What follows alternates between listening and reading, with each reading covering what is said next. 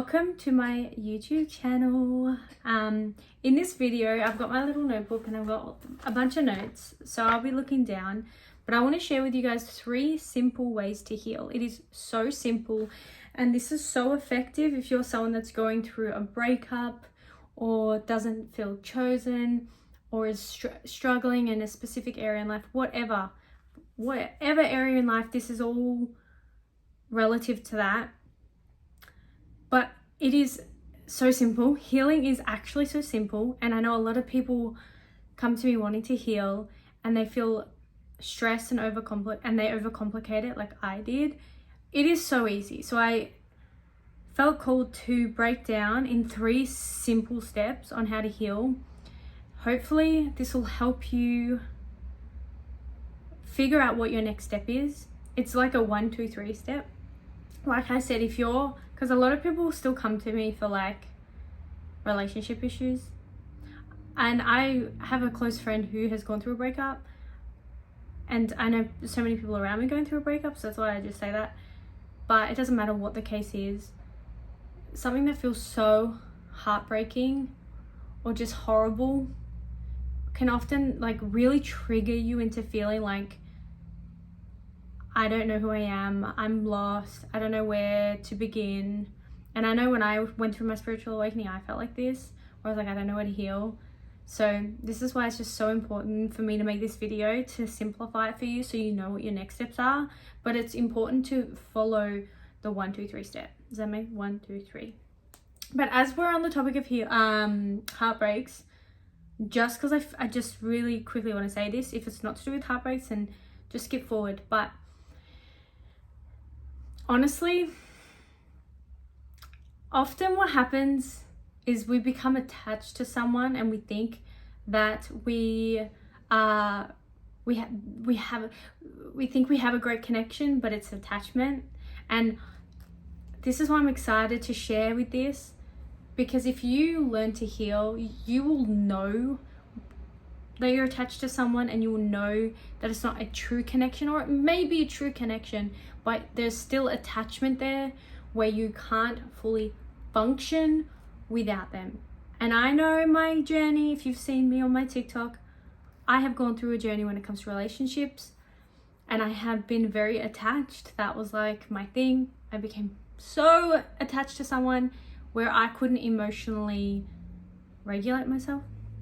So this is really important for you to learn to heal so that you're not completely attached and your world doesn't fully revolve around this person.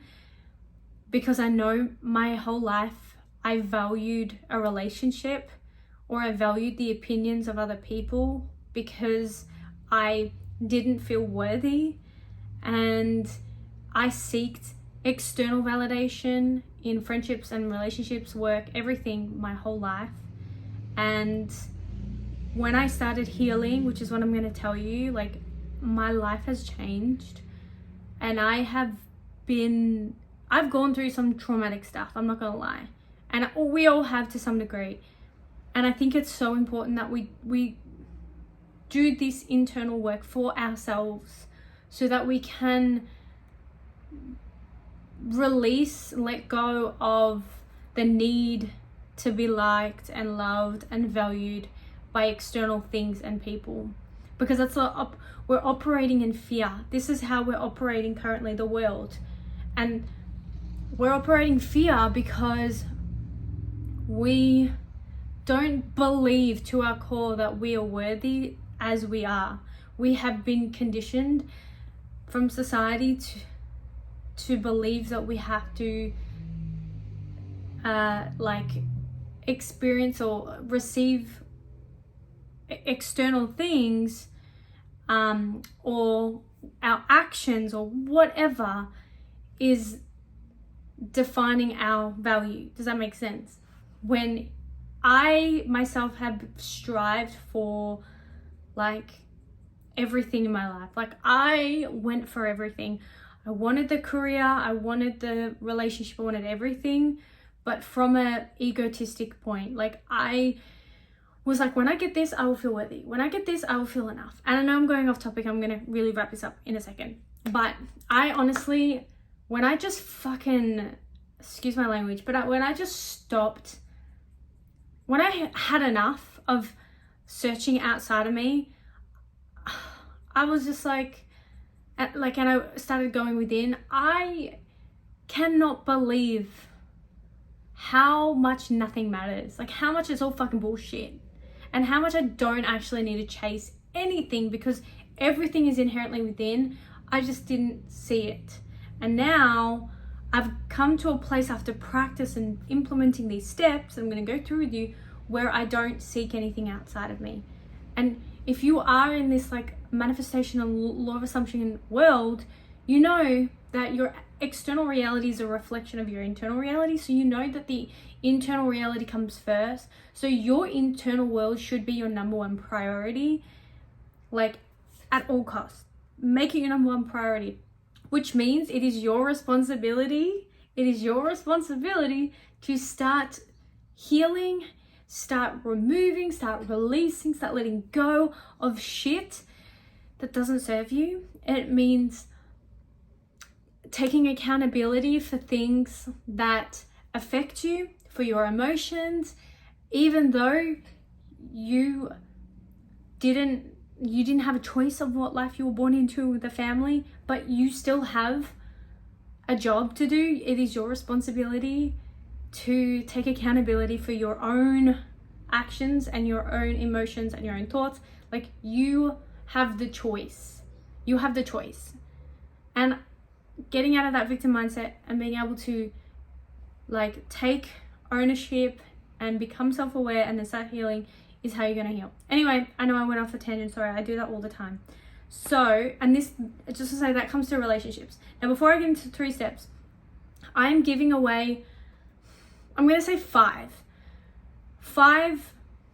one-on-one calls for $99 for the end of this year. I think there's only 2 days left. So you only got 2 days.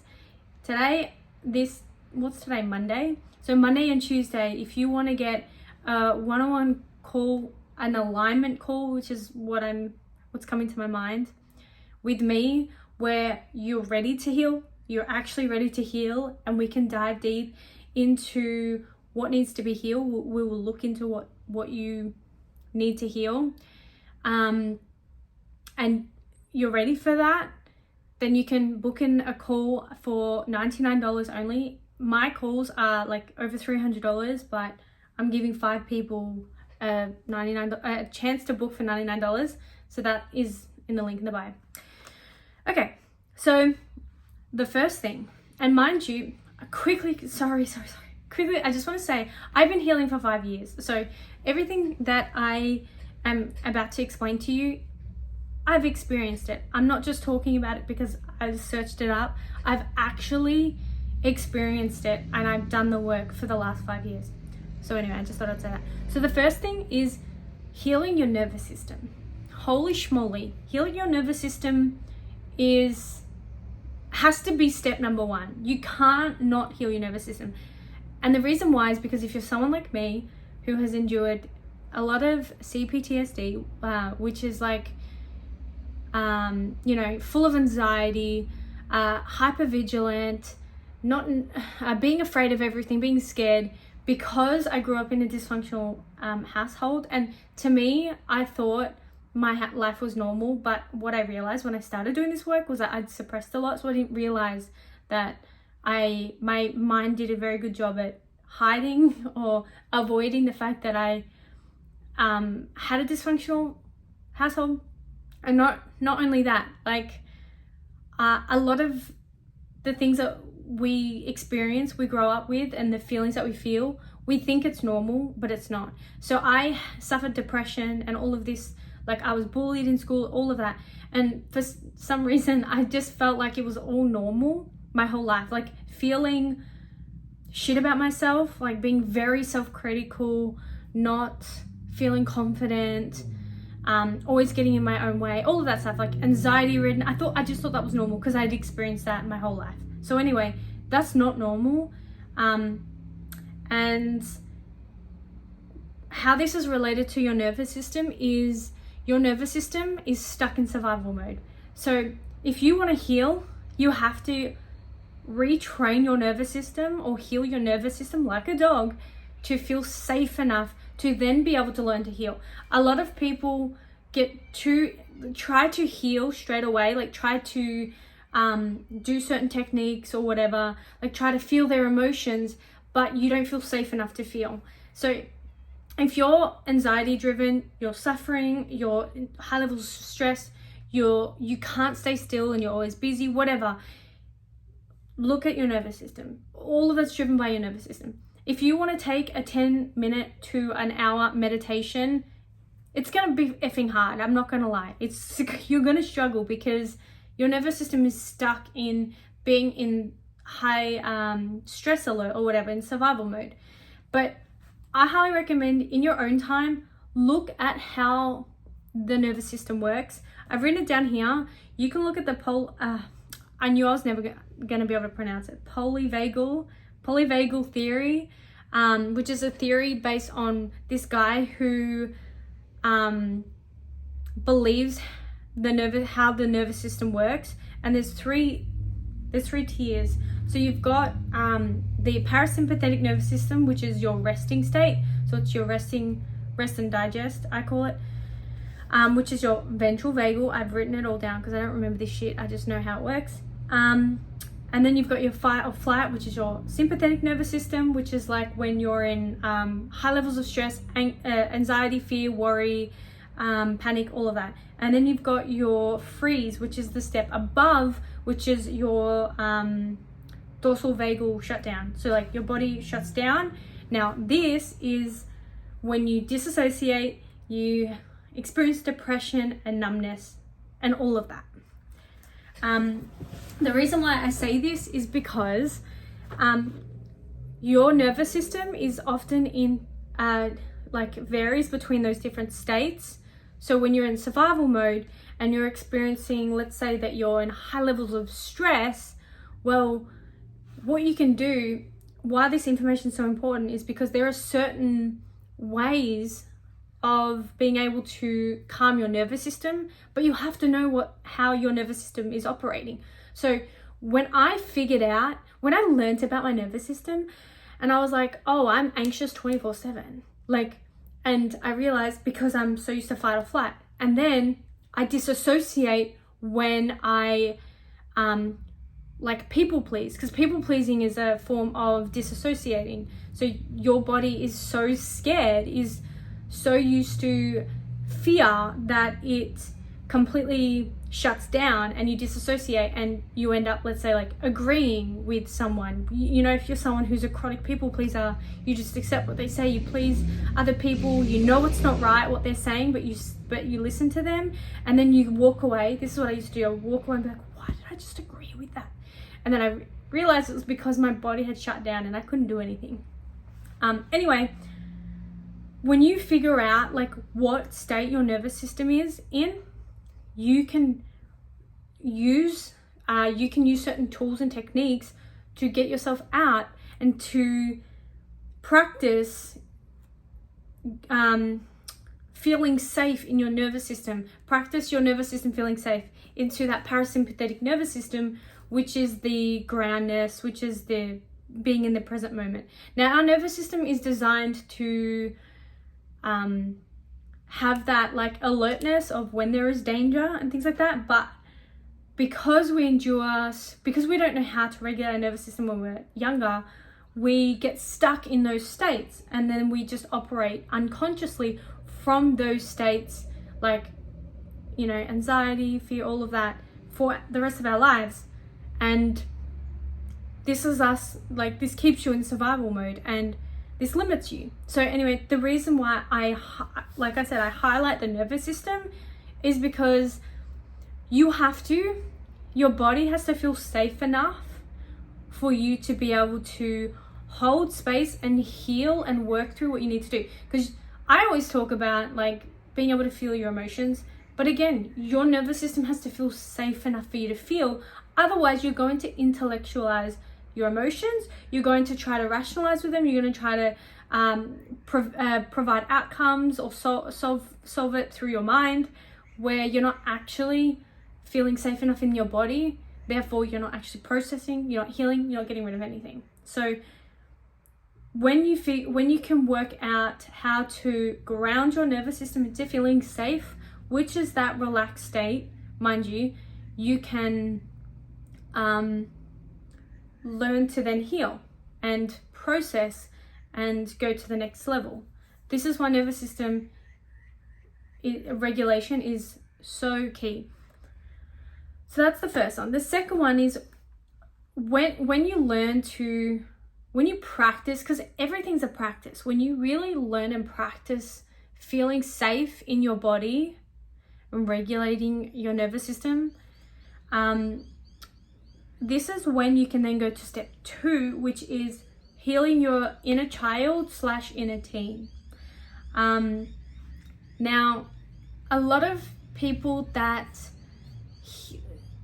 like, when you heal your inner child or whatever, I think people overanalyze it or overdo it in many ways. Like, it's one set way. And what I've come to realize after healing for the last 5 years, my shit, which there's been a lot, it's really the main thing is just being able to have a lot of compassion, love and acceptance towards those parts of you that need healing, that are unhealed. That's pretty much it. So when let's say that you have this part of you that you want to heal that is operating from fear, when you work on healing your nervous system, you've already got half of it out of the way. Because when you experience fear, because I used to experience fear like no freaking tomorrow, when I calm and regulate my nervous system and then I lean into this fear and I figure out what it is, it's just a part of me that was like, this is an example, a part of me that didn't feel safe enough to voice my opinion, or didn't feel safe enough to express myself, whatever it is. And so I lived in a lot of fear of not feeling safe enough to be myself. That's just one example that came to the top of my head. But when you look at that part, like let's say I look at that part of me and I just give that part of me a lot of love, acceptance and compassion, that's all I need. That's all that part of me needs, you know? Maybe there is a part of me that needs to feel as well. Feel whatever the feeling is, but it just needs love, acceptance, and it needs the adult you, I guess, to comfort that young you that is experiencing that through the eyes of love and compassion. And that is it. And just being there and showing up for that part. And accepting that part. That's as simple as I can think of it. Like, a lot of people are like, you need to do this, and this. Not really, no. Like, there are certain parts of you that maybe you have certain emotions that you need to feel. Like, I know anger is a big one where a lot of people suppress anger, and so they have a lot of frustration or like built up emotions inside of them. Maybe they don't even recognize it, but then when you access that part of you, you feel so angry, and then the way to express it is through punching a pillow, like letting that anger out. I know for me, and a lot of people I work with, that don't realize they have a betrayal wound. I myself have a betrayal wound, and that's because of the betrayal between a parent and yourself. Like, it's that connection, it's that trust that was broken between you and a parent. That's what betrayal is. And so you end up experiencing trust issues. But the emotion that's associated with this betrayal wound is anger. Just imagine that you're a child, and I want to say this because maybe you have a betrayal wound.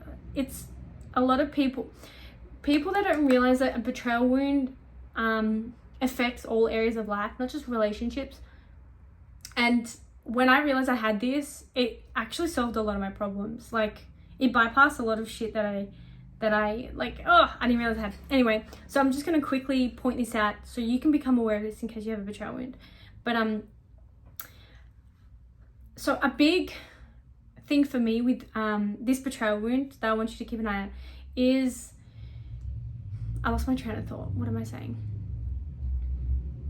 Okay, so the connection between your parent and you don't need to know what it is, but you just need to understand the feeling. I'm just going to actually, the easiest way to explain it is I'm going to go into my own experience.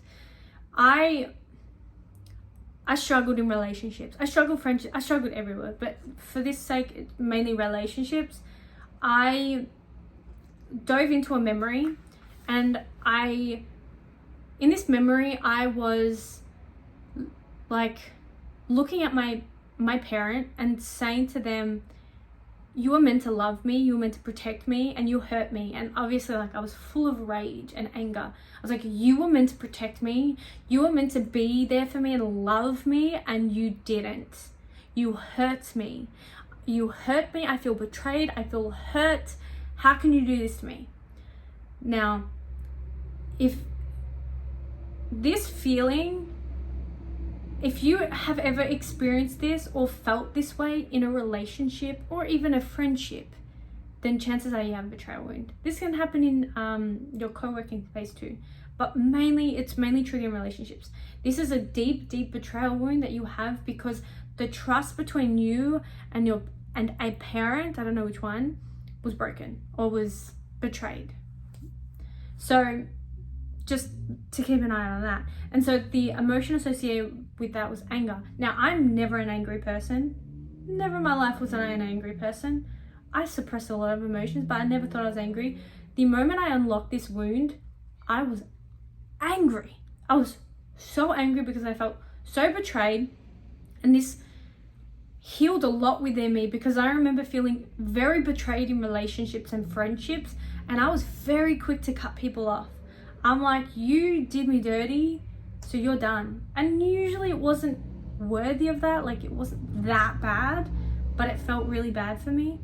And so that was just one emotion that I wanted to explain that needs to be processed. There's other certain emotions. You've got shame, maybe even sadness. Certain emotions need to be felt because if you haven't been able to process certain things and experiences in life when you were younger, then it's bottled up and it's stuck and stored in your body, and this can outwardly manifest in diseases and physical issues in the body.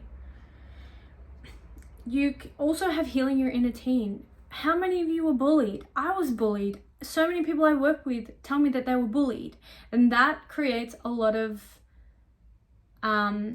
disconnect with self, with your true self, because bullying at an age where you're like a teenager, you probably already have you hold certain beliefs about yourself from your experience in childhood. You're probably very self-critical, you seek validation, but in your teenage years, you really are exploring who you are in that period of your life, and a lot of the times we really seek that external validation. So when you get bullied, you believe that. You start to believe like, fuck, maybe something is wrong with me. Like, you know, I'm a deadbeat. Like, nobody wants me, nobody likes me. It just like reaffirms all of your childhood trauma, pretty much.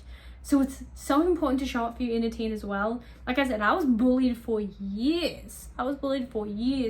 And I genuinely believed like something was wrong with me. I felt so unworthy.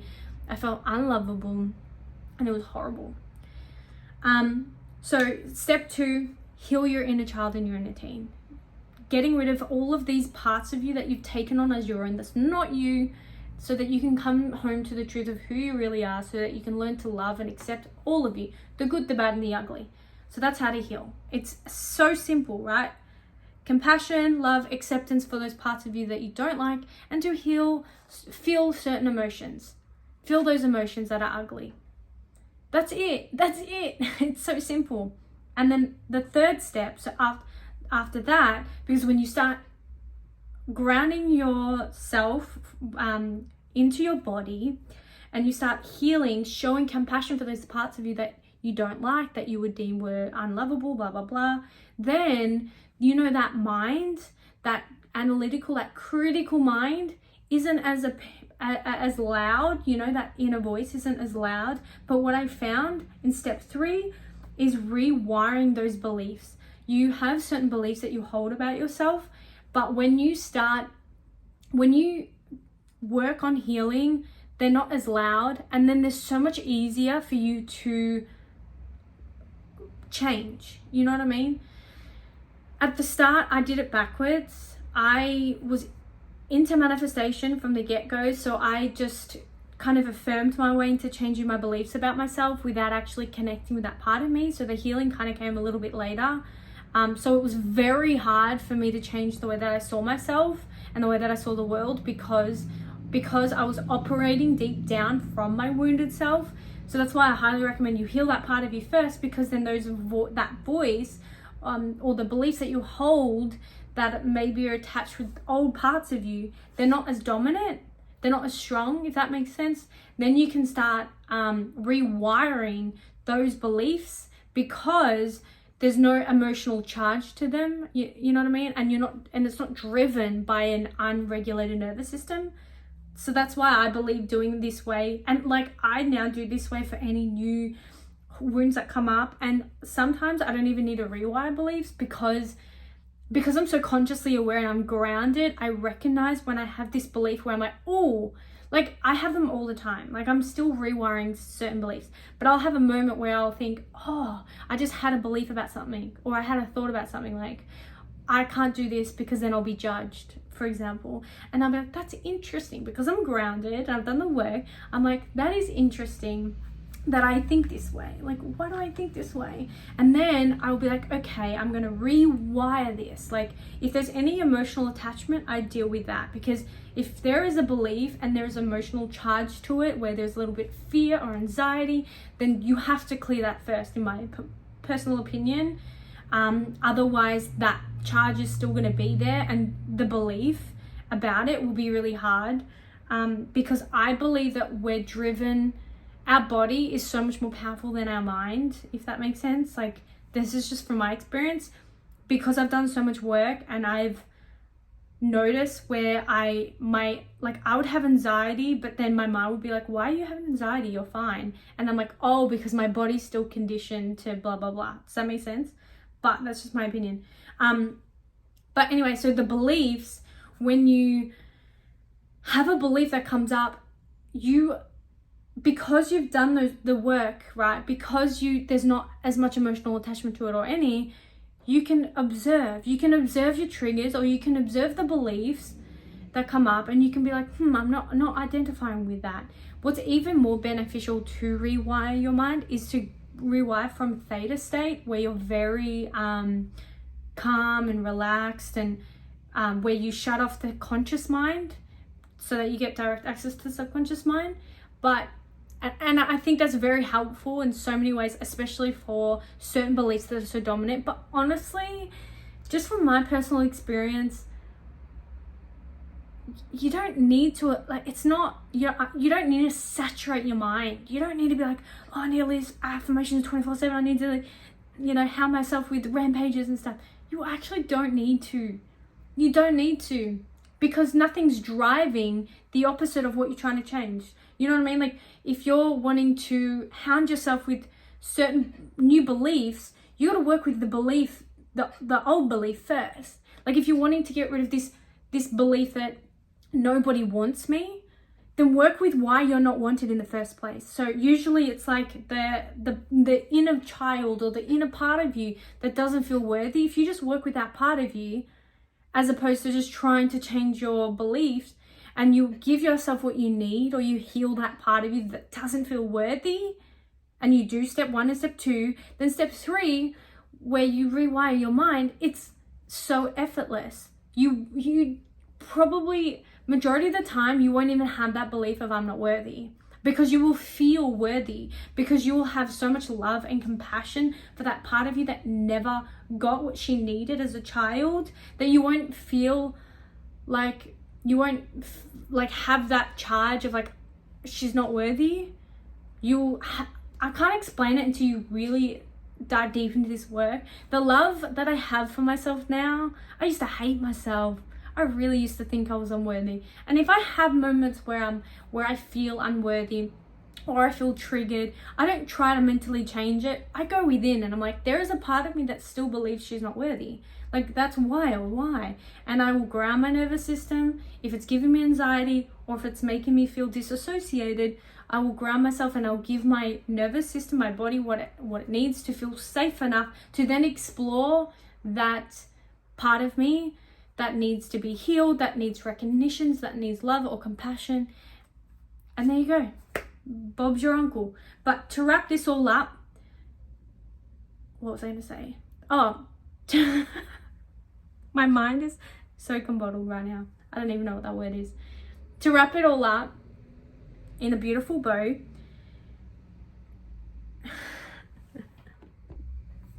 I had to have a minute of what I was going to say. To wrap it up on a beautiful bow, all of this requires practice. You have to practice every day. Unfortunately, healing is not an overnight thing. It is a lifetime journey of change. But you came here to heal and grow, so you knew what you came here for. You just forgot.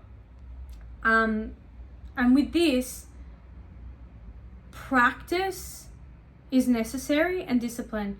And I know when I first started healing or when I first became self-aware, my biggest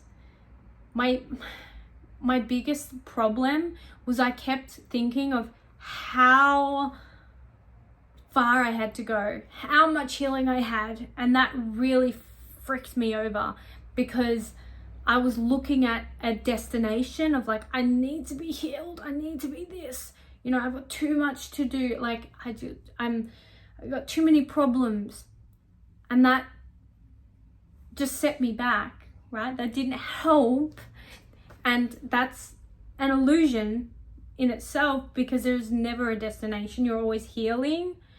But when you become self-aware and you start recognizing and realizing all your flaws and all your things that you need to work on, look at that as an opportunity to grow and get excited, and honestly just follow these 3 simple steps. Give yourself like a check-in every single week and ask yourself like, how have I done this week? And like I said, check in with yourself. You will look back. If you don't consciously do this, you won't realize this, but if you look back at how far you've come in a week, 2 weeks, 3 weeks, months, whatever, you will see that there is big changes. You just won't know it because you're not used to it. You're not used to that. But now the change, because I've been doing it for years, the change is so fast and the change is so like, chef's kiss, you know, it's just yummy. And now I'm not afraid to look at my shadow. I'm not afraid to do the internal work. I actually get excited because I'm like, oh, I'm going to grow. Oh, there's a challenge, I can overcome it. Oh, there's an obstacle in my way. There's an obstacle there for a reason. I'm so excited to overcome it because I know that there's always growth and there's always something better on the other side. And every single time I've gotten to a point where it's like, oh, life feels so contracted, is that the word? Like restricted and like, it's just an opportunity for me to heal certain parts of me that I haven't yet faced. And then once I do that, I'm like, oh, and then, yeah, and then I bloom. And that's just how life is. You will always have new things, like levels where you have to, like lessons that you have to learn to heal, to grow. Like you will figure that out sooner or later, and then you won't be so caught up on the destination because there's never a destination and you're setting yourself up for failure if you keep focusing on that. So I want you to not. But practice is what's going to see results, and check in with yourself every day and every week and every month and make it a routine for yourself, and you will see changes. So that was a long video. If you want to work specifically with me one-on-one for this work, and you're ready to heal, like I said, there are 5 spots to work with me for $99 for 60-minute session, and I will go through exactly what areas in your life that you've struggled with, We'll write it out. We'll figure out a plan of like what will help you start to heal, like what wounds that you have, childhood conditioning, things like that. And then I will give you certain practices and modalities, how to regulate your nervous system, how to do the internal work, how to heal, all of that in the session as well. We can even go through a somatic releasing session where you will instantly feel released of certain emotions, whatever. The session is completely tailored to the individual, so it's not going to be the same for everyone. And if you like this video, then hit the like button and subscribe, and I'll see you next time. Bye.